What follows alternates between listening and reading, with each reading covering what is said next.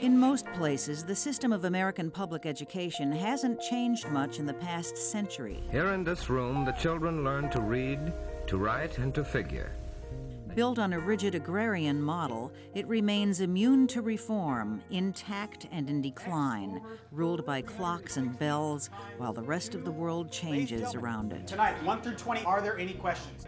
40% of middle-class kids in America are completely disengaged from school. They think it's so boring. They have no use for anything going on there. It's really criminal in a sense. We have this wonderful, exciting world that we could expose them to. And instead of that, we're saying, well, you can't get there until you memorize all these facts, and then maybe when you get out of college, you could do something that's fun. We've come to a crossroads in American education as to whether or not we can carry the current structure of this educational system through this century. And I think there's compelling evidence to suggest that we can't do that. We cannot hamstring education by the structure of the school day.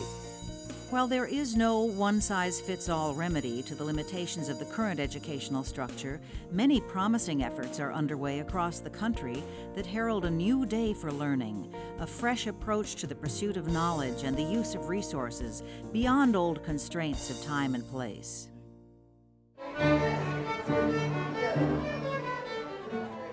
There is an extraordinary community center in the heart of New York City. It offers a complete range of medical services from dental and medical checkups to mental health counseling. There are adult education classes, and computer training courses, a basketball program, and a bicycle shop, a dance company, and a string ensemble. Those are just a few of the activities offered after school at IS 218, a public intermediate school designed from the beginning to meet the needs of the entire community. When I first came to this school, I noticed two things. I noticed that the children seemed happy, and I noticed that there were a lot of extra adults around. And I wanted to know what was happening here and how we could make it happen in more places. You want to spell this one first? IS 218 is open 6 days a week from 7 in the morning to 9 at night, all year long. It's the product of a partnership between the New York City Board of Education and the Children's Aid Society, which pays for and administers the extracurricular programs. The next thing is the planning for the extended day program next year. There has to be definitely an openness about the things that we both bring. There's an understanding of the principal's experience as an educator. There's an understanding of my experience as a social worker, and how do the two combine this. No, you did good. That was good. The way you're doing it is okay. Open up Fine Wild Ginger. It's on page 59. In Minneapolis, the Natural Environment is a living biology lab for various community service projects, conducted at all hours by students in the School of Environmental Studies. The kids go out and do a chemical analysis of the water. They also will write a technical paper, and then they present their findings to the water commissioners from the local cities. And those people actually will be assessing the student work. And what we find is it really raises the bar for kids in their performance.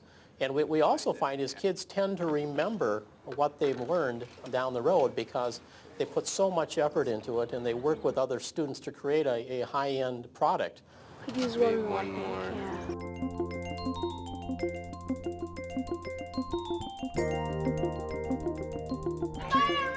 Chicken sandwich, they're really good! At Oakland, California's Fremont High School, students solved a lunchtime truancy problem by opening a student-run food cart. As part of an after-school club, they surveyed other needs in their community and developed businesses to address them, such as a tax preparation service. At lines 36 and 37? They also responded to a district call for new school ideas and ended up designing a new school curriculum based on their after-school program, which is operating today. Our experience made us want to go to school, work real hard, do more project-based learning, community service, and so we said, why can't everybody learn this way?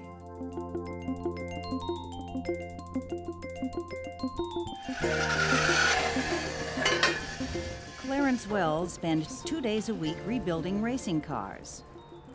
Evelyn Sanchez spends her Tuesdays and Thursdays working at a veterinary hospital. And Shandell Wilson helps run a nonprofit art center.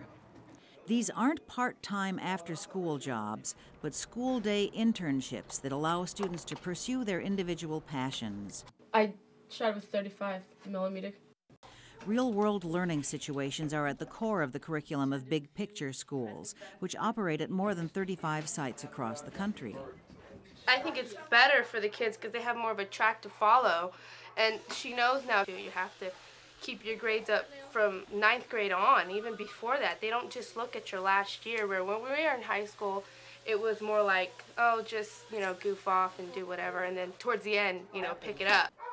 I really like being here on Tuesdays and Thursdays. I even come on the weekends and I get paid. I want to pursue veterinary. That's what I want to do in the future. I want to hopefully become a doctor.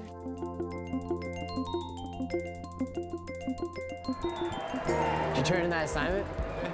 Me too. Thanks to a unique partnership between the San Francisco School District and the local Architectural Foundation, some students spend mornings in traditional classes and afternoons working as interns at some of the top architectural firms in the city.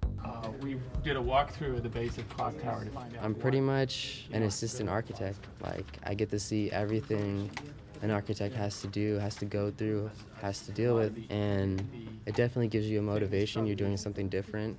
I go there and I just learn tons.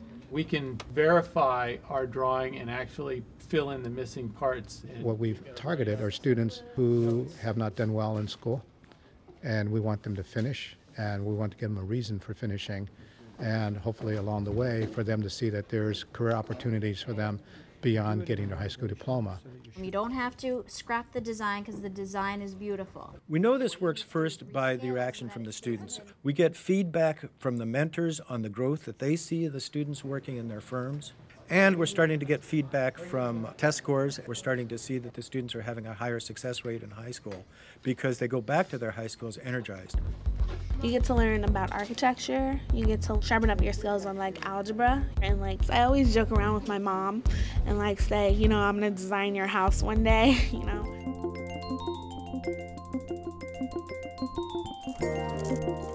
The Clark County school system of Las Vegas is a microcosm of the country's challenges. Our demographics has changed radically. You know, we went from a district that was 72% Caucasian 10, 15 years ago to now a district that's only 48% Caucasian, and the minorities are the majority. The fastest growing system in America, Clark County faces a booming non-English speaking population, a high school dropout rate, and a facilities crunch.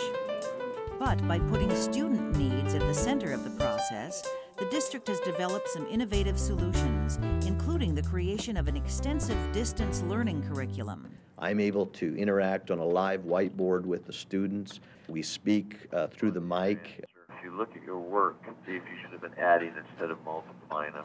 There's also a unique high school that caters to the needs of students who work. We have kids that work early morning construction. We have kids that work late night at casinos. And so the high school that goes from 2 in the afternoon to 9 o'clock in the evening is perfect for these kids. It's a different environment. The teachers are like a lot more understanding. They help you out more. It's a good school to come to because they know your needs, they know you're working, so they really reward you for that. Este salón es por todas estas escuelas. At this Clark County Elementary School, English language skills are reinforced throughout the day by technology. Find the balloon key. And mentorships. What is that sound? There are also literacy programs after school for preschool children and their parents. Number 1, John is a student. We knew we had to meet the needs of the entire family. So by working with the middle school across the street, the parents go across the street and get English lessons, which is going to enhance their future in terms of job potential. And all the older siblings, they have many choices. Like right now, we have intramural soccer going on. We have ballet. And we have line dancing. The biggest thing, building self-esteem.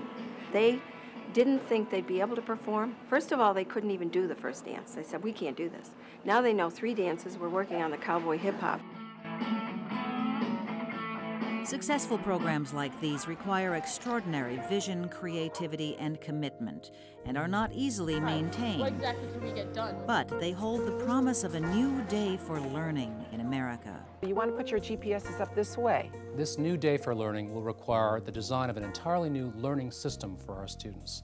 We'll need not just schools, but also many other organizations, youth-serving organizations, businesses and universities, even museums and libraries, to rethink how children learn, where they learn, and when they can learn. And we do know this can happen because we see many examples of how this is happening around the nation. The needs are always greater than the resources that we can bring to the table, even collectively. But I think that we have found that if you have the word yes written in your heart, you can make almost anything happen.